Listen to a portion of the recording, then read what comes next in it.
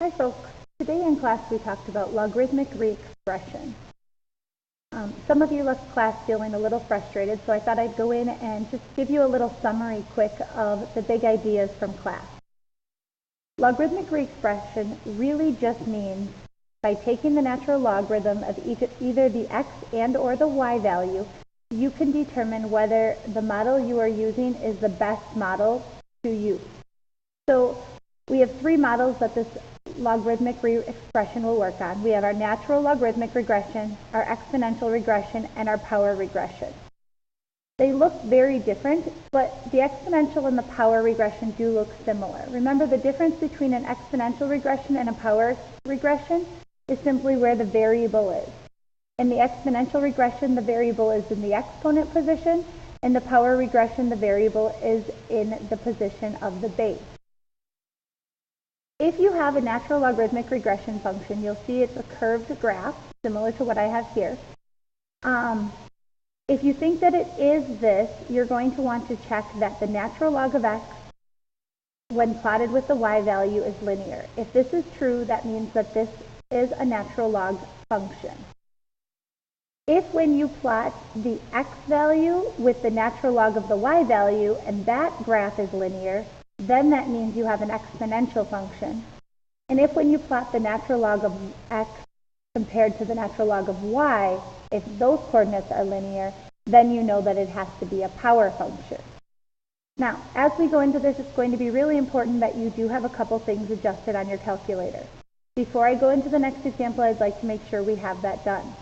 So grab your calculator, turn on your calculator, and let's go into our catalog. So that's second 0, and we want to go down to the diagnostic area. If you hit the alpha button and then the x to the -1 power, it will jump down to the d. That just means I don't have to scroll as far.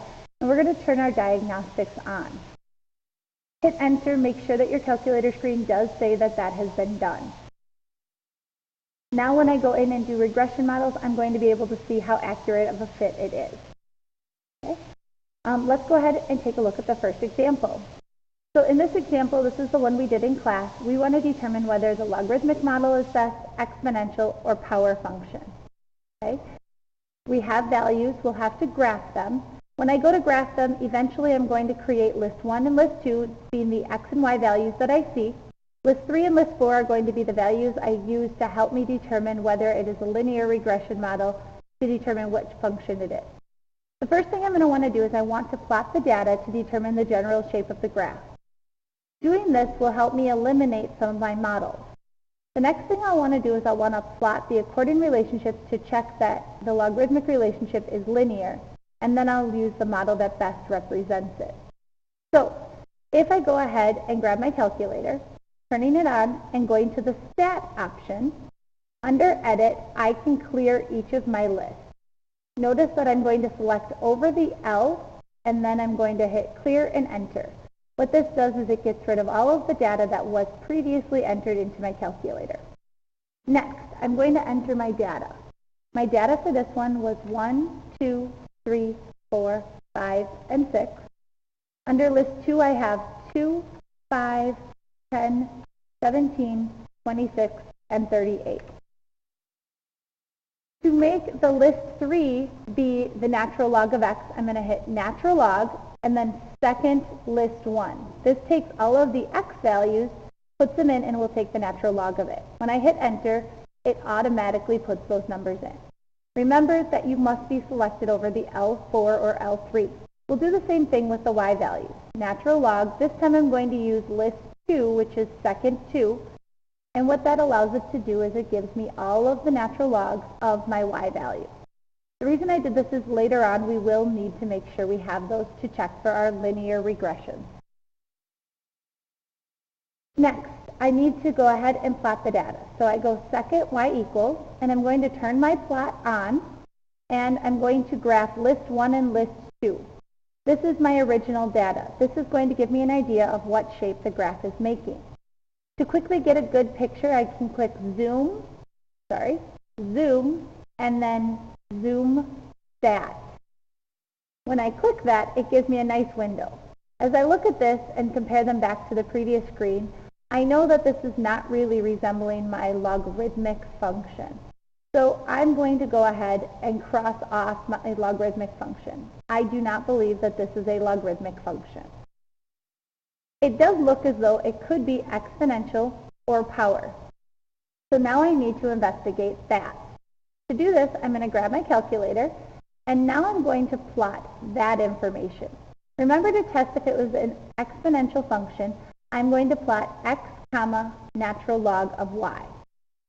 So to do this, I'm going to go back into my plots. My x values are list 1, and my natural log of y is list 4. So I'm going to plot second, 4, and again I'm going to go ahead and hit zoom stat, which was 9 on my calculator. This gives me my window of what that looks like. Okay? That looks fairly linear. However, I'm not positive how linear it is. So I can use stat calc, and I can do a linear regression with list 1 and list 4, and hit enter to calculate it. What it tells me is that this is a fairly strong linear model. That doesn't mean it's the best model, but it does indicate that it is strong.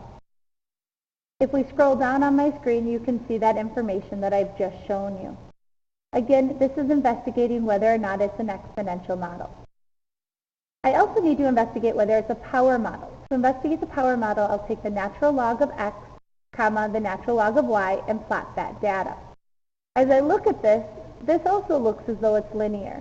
So I decide to do a linear regression model on this.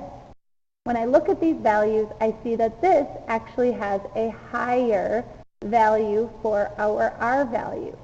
That means that this actually is better to be used as a power regression model. So for this problem, I would say the best model to use would be a power regression model because it gives us the best fit for our data. Let's take a look at a second example. This one I'll do less on the calculator and we'll talk through it instead. So the directions say determine which model would be best to use. This is actually number 56 off your homework. You will be checking to see if it's a linear, logarithmic, exponential, or power model. First thing I did was I plotted my point. This is my original graph. As I look at this graph, I determine that it does not look as though it's linear, so I'm going to eliminate that. It also does not really resemble a logarithmic function, so I know it's also not that. However, exponential and power functions look very, very similar. So from here, what I'm going to do is I'm going to investigate by plotting the different coordinates as we did previously.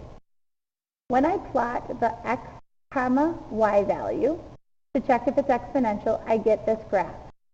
That looks extremely linear to me, which makes me lean towards an exponential model. However, I do know it's important to check to see if it is a power function. To check if it's a power function, I did the same thing as I did on the previous slide, this time doing the stat plot with the natural log of x and the natural log of y. This is the model I get. This model does show one value that's not quite as linear as the previous model. Therefore, simply by looking at the graph in this case, I can determine that the exponential model is actually the best model for it, and I can determine that because I checked my linear regression models. If you have any more questions, please feel free to see me in class.